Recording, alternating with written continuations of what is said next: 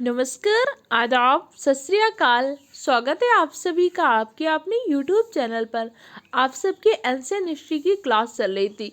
यह क्लास आपके आने वाले एग्जाम के लिए बहुत ही हेल्पफुल रहेगी। अगर आप पुलिस एग्जाम की, एसआई की, एसएससी जीडी की, रेलवे की, बिहार शिक्षक भर्ती परीक्षा या फिर किसी भी एग्जाम की तैयारी कर रहे हैं और आपके एग्जाम में जीके जीएस से क्वेश्चन आता है तो क्लास आप सबके लिए बहुत ही हेल्पफुल रहेगी। तो चलिए अपनी क्लास को स्टार्ट करते एक मोटिवेशनल कोट के साथ।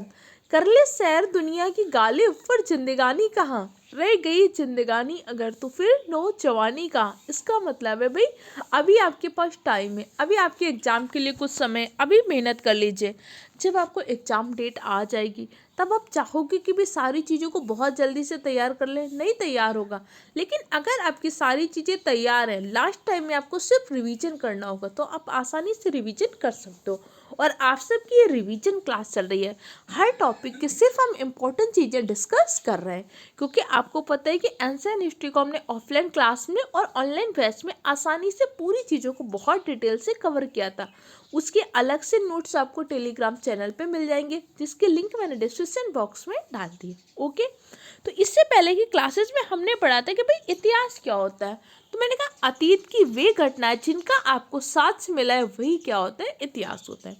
फिर इतिहास को जाना कैसे हमने, तो इतिहास को जानने के मुख्य रूप से 3 स्रोत होते हैं: पुरातात्विक स्रोत, साहित्यिक स्रोत, विदेशी यात्रियों का विवरण। पुरातात्विक स्रोत से तात्पर्य वे स्रोत होता है जो हमें उत्खनन के द्वारा प्राप्त हुए। भाई उत्खनन से, खुदाई कराई से हमें अभिलेख मिल गए, शिलालेख मिल गए, स्तंभ लेख मिल गए, गुहा लेख मिल गए। ये सारे क्या होते हैं, आपके पुरातात्विक स्रोत होते हैं। साहित्यिक स्रोत क्या होता है, उस टाइम का साहित्य किया जाता। तो साहित्य 2 प्रकार का होता था, एक होता था आपका धार्मिक साहित्य, एक होता था आपका लौकिक साहित्य। तो भाई कैसी किताबें लिखी गई कि मुद्रा राक्षस की विशाख दत्त है तो उस टाइम पे कामसूत्र किताब लिखी गई, तो उस टाइम पे अरसास किताब लिखी गई, ऐसी चीज़ें थी। इसी के बाद अगला स्रोत होता था विदेशी यात्रियों का विवरण, कि भाई उस टाइम पे कोई विदेशी यात्री आया तो उसने अपनी किताब में उस वंश के बारे में, उस टाइम के समाज के बारे में क्या लिखा। जैसे हमारे यहाँ पे मेगनेस्थिनीज है, उन्होंने अपनी किताब लिख दिया, इंडिका लिख दिया। जैसे आपके अलग अलग राइटर आए तो उन सब के बारे में हमें वहाँ से पता चला। फिर हमने डिवाइड किया था कि इतिहास का वर्गीकरण कैसे करेंगे। तो मैंने कहा इतिहास का वर्गीकरण 3 पार्ट में किया गया। एक काल होता है प्रागैतिहासिक काल, एक होता है आदिऐतिहासिक काल, एक होता है ऐतिहासिक काल। प्रागैतिहासिक काल से तात्पर्य उस काल से होता है कि भाई जिसका हमें लिखित साक्ष्य नहीं मिला। जैसे कि पाषाण काल, पाषाण काल का हमें कोई भी लिखित साक्ष्य नहीं मिला। पाषाण काल की हमें जो भी जानकारी कैसे पुरातात्विक स्रोतों के द्वारा जानकारी मिली। एक होता है आदिऐतिहासिक काल। आदिऐतिहासिक काल का क्या हुआ, हमें लिखित साक्ष्य तो मिला लेकिन हम उस लिखित साक्ष्य को पढ़ ही नहीं पाए। जैसे हड़प्पा सभ्यता, हड़प्पा सभ्यता से हमें लिपियां तो मिली परंतु आज तक हम उस लिपि को पढ़ नहीं पाए। एक अगला होता है आपका ऐतिहासिक काल। ऐतिहासिक काल का हमें लिखित साक्ष्य भी मिला और हमने उस साक्ष्य को पढ़ भी लिया। जैसे कि भाई आपको मौर्य काल हो गया, महाजनपद काल हो गया, इनका हमें लिखित साक्ष्य भी मिला और हमने पढ़ लिया। तो इससे पहले की क्लास में हमने प्रागैतिहासिक काल में पाषाण काल के बारे में पूरा डिस्कस किया था। सबसे पहले मैंने आपको बताया था कि पाषाण काल की सभ्यता की खोज सबसे पहले कब हुई थी। भाई 1863 में हो गई थी। एक भूगर्भ वैज्ञानिक थे रॉबर्ट ब्रूसफोर्ड। रॉबर्ट ब्रूसफोर्ड ने मद्रास के पल्लवरम से एक हैंड एक्स की खोज कर दी। फिर हमने अध्ययन किया, अध्ययन करने से फिर हमने पाषाण काल को 3 पार्ट में डिवाइड कर दिया: पूरा पाषाण काल, मध्य पाषाण काल और नवपाषाण काल।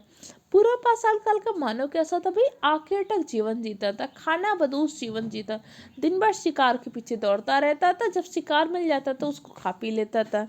पूरा पाषाण काल का पहला साक्ष्य आपको कहाँ पे मिलता है, मध्य प्रदेश के भीमबेटका से पूरा पाषाण काल का पहला साक्ष्य मिलता है। इसके बाद मध्य पाषाण काल। मध्य पाषाण काल का मानव ने 2 चीजें सीख ली थी। पहली चीज इसने कृषि करना सीख लिया था, दूसरा इसने अंत्येष्टि करना सीख लिया था। तो कृषि का साक्ष्य कहाँ पे मिलता है, कृषि का साक्ष्य आपको सबसे पहले कहाँ पे मिलता है, कृषि का साक्ष्य आपको मिलेगा उत्तर प्रदेश के मैदान से मिलता है। इसी के साथ साथ आपको मिलता है उत्तर प्रदेश के सराय नहर और मैदान से क्या होता है, मानव कंकाल का साक्ष्य मिलता है। अब इसी के साथ साथ इसमें मानव ने पशुपालन करना प्रारंभ कर दिया था। पशुपालन का साक्ष्य कहाँ पे मिलता है? मध्य प्रदेश के आदमगढ़ और राजस्थान के बागौर से पशुपालन का साक्ष्य मिलता है। नवपाषाण काल में आते आते मानव ने पशुपालन और कृषि दोनों प्रारंभ कर दिया। उत्तर प्रदेश के कौल्डिया से क्या होता है? आपको चावल का साक्ष्य मिलता है। संत कबीर नगर के लौरा देव से क्या होता है? कृषि का साक्ष्य मिलता है। ये सारी चीज़ें हम इससे पहले की क्लासेस में डिस्कस कर चुके हैं। अगर अभी तक आपने उन क्लासेस को नहीं देखा तो देख लीजिएगा। मैं आपको फिर से रिवाइज करा रही हूँ। ये टाइम आपको अभी लग रहा होगा कि मेरा टाइम वेस्ट हो रहा है, 5 मिनट फिर से रिवाइज फिर से, लेकिन यही चीज़ें आपको क्या हो जाएंगी? तैयार हो जाएंगी। पढ़ने को तो आपने मल्टीपल टाइम हिस्ट्री पढ़ी होगी, लेकिन प्रॉब्लम क्या हो रही है? आपने हिस्ट्री को पूरा याद नहीं किया, और जब तक जीके जीएस आपके फिंगर टिप्स में याद नहीं होगा, आप एग्जाम में क्वेश्चन को सॉल्व नहीं कर पाएंगे। तो आज की क्लास में हम आद्य ऐतिहासिक काल के बारे में डिस्कस करेंगे। आद्य ऐतिहासिक काल से तात्पर्य उस काल से होता है जिसका लिखित साक्ष्य तो मिला, परंतु उस काल के लिखित साक्ष्य को पढ़ नहीं पाए। जैसे कि उदाहरण क्या हो सकता है? हड़प्पा सभ्यता। हड़प्पा सभ्यता का लिखित साक्ष्य मिला, लेकिन हड़प्पा सभ्यता को हम आज तक पढ़ नहीं पाए। तो आज की क्लास में हम हड़प्पा सभ्यता से जुड़े इम्पोर्टेंट पॉइंट को डिस्कस करेंगे। वीडियो हेल्पफुल लग रहा हो तो चैनल को सब्सक्राइब कर लीजिएगा। नोट्स आपको टेलीग्राम चैनल पे मिलते हैं, जिसकी लिंक डिस्क्रिप्शन बॉक्स में है। हड़प्पा सभ्यता। हड़प्पा सभ्यता को अलग अलग नामों से जानते हैं। भाई, सिंधु घाटी सभ्यता, सबसे पहले से हम हड़प्पा सभ्यता, क्योंकि पहला नगर जो खोजा गया था हड़प्पा नगर खोजा गया था। सबसे पहले हड़प्पा की खोज किया था दयाराम साइनी ने, जो कि रावी नदी के तट पर स्थित था। तो हमने इसका नाम क्या दे दिया? हड़प्पा सभ्यता दे दिया। लेकिन बाद में जब और नगरों की खोज हुई तो हमने देखा नगर, जो भी नगर अगर किसी दूसरे नदी के तट पर भी मिल रहा है तो एट लास्ट वो नदी मिलती किसकी थी? सिंधु में जाके मिल जाती थी। मतलब कुछ नगर तो हमें डायरेक्ट सिंधु नदी के किनारे मिले, और कुछ नगर जो डायरेक्ट सिंधु नदी के किनारे नहीं थी, किसी और नदी के तट पर थे। एट लास्ट वो जाके मिलते कहाँ पर थे? एट लास्ट जाकर वो मिलते थे सिंधु नदी पर ही। तो हड़प्पा सभ्यता को हमने सिंधु घाटी सभ्यता के नाम से जान दिया। अब सिंधु नदी के किनारे रहने वाले लोग थे, तो हड़प्पा सभ्यता को हमने सैंधव सभ्यता भी कह दिया। फिर हमने देखा यार हड़प्पा सभ्यता में सर्वाधिक क्या हुआ? कांस्य धातु का प्रयोग किया गया।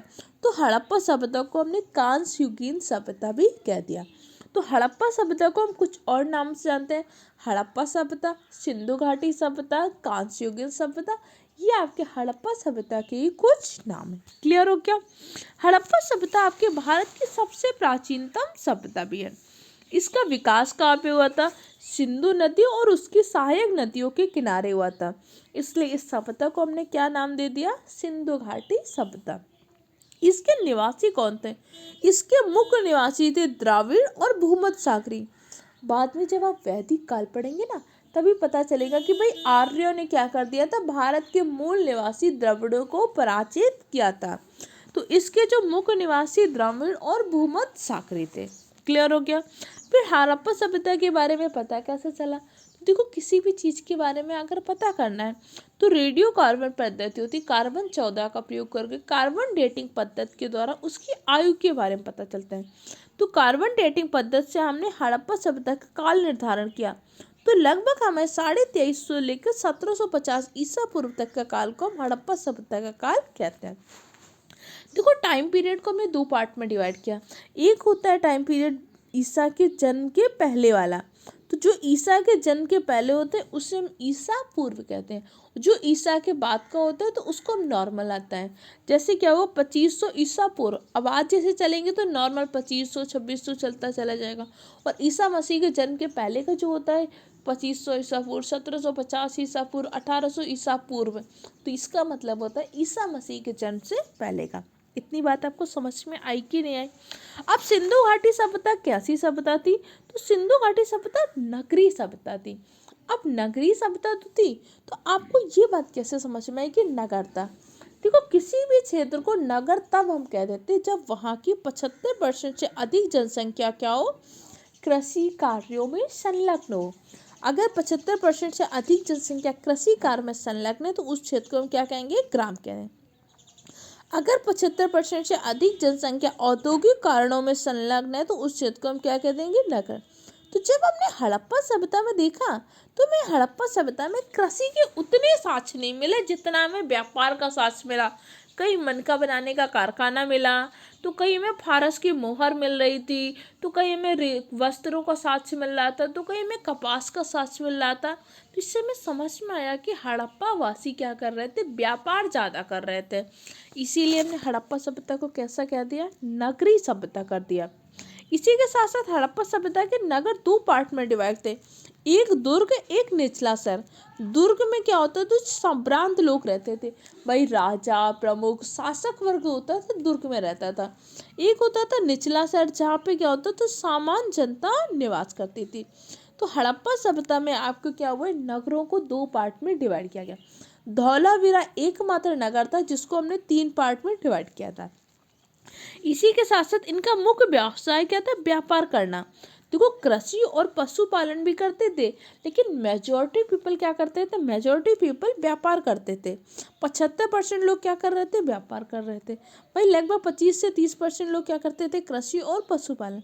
तो हड़प्पा सभ्यता को हमने क्या किया, नगरी सभ्यता। ऐसा तो नहीं कह सकते कि व्यापार के साथ साथ कृषि नहीं करते थे, व्यापार के साथ साथ कृषि और पशुपालन भी करते थे। इन्होंने पहली फसल कौन सी उगाई थी, गेहूं और जौ। तो गेहूं, जौ, कपास, मटर, तिल, चावल, ये सब फसल के रूप में भी उगाते थे। और हड़प्पा वासियों ने कपास उगाया था, इसलिए कपास को हम सिंडन कहते हैं। हड़प्पा वासियों को यूरोप वासियों ने सिंडन वासी भी कहा था। क्लियर हो गया। सिंधु घाटी सभ्यता में लोग शाकाहारी और मांसाहारी दोनों प्रकार का भोजन करते थे। भाई शाकाहारी भोजन भी कर रहे थे और मांसाहारी भोजन भी कर रहे थे। स्त्री और पुरुष दोनों ही क्या करते थे, आभूषण पहनते थे। और इनका समाज कैसा था, इनका समाज था मातृ सत्तात्मक, क्योंकि हर घर से आपको क्या मिल रही है, मातृ देवी की मूर्ति मिल रही है। हर घर से जब उत्खनन करते हैं तो हमें मातृ देवी की मूर्ति मिल रही, तो हमने कहा इनका समाज कैसा था, मातृ सत्तात्मक समाज था।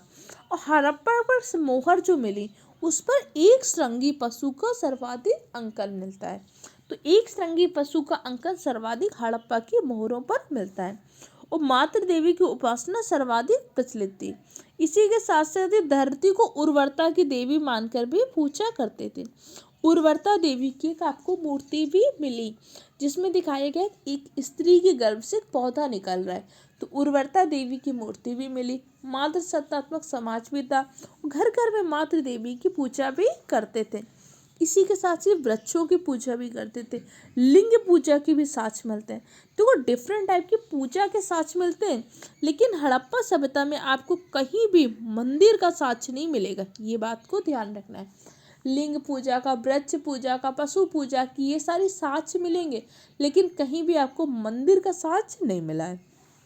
इसी के साथ साथ क्या हुआ, एक कुबड़ वाला वृषभ का भी साक्ष्य मिला है। वृषभ इनका क्या था, प्रिय पशु था। सिंधु सभ्यता के लोग सूती और ऊनी वस्त्रों का प्रयोग करते थे। मनोरंजन के लिए मछली पकड़ते थे, शिकार करते थे, पशु पक्षियों को आपस में लड़ाते थे, चौपर खेलते थे आदि।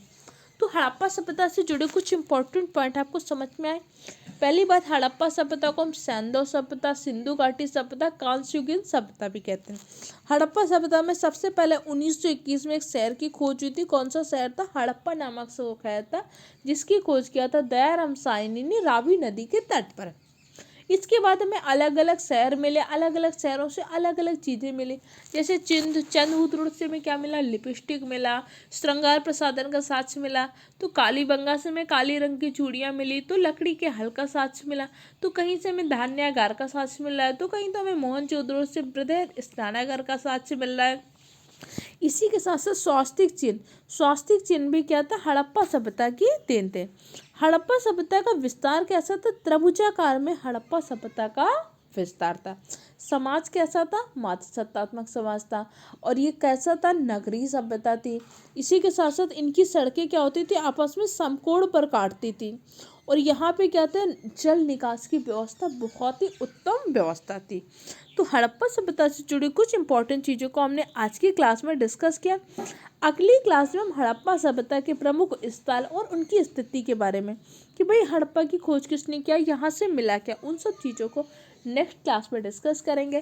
तब तक के लिए आप चैनल को सब्सक्राइब करिए, वीडियो को लाइक करिए, दूसरे फ्रेंड के साथ शेयर करिए, और सबसे ज़रूरी और महत्वपूर्ण चीज़, मेहनत करिए, अपने अपने माता पिता का नाम रोशन करिए।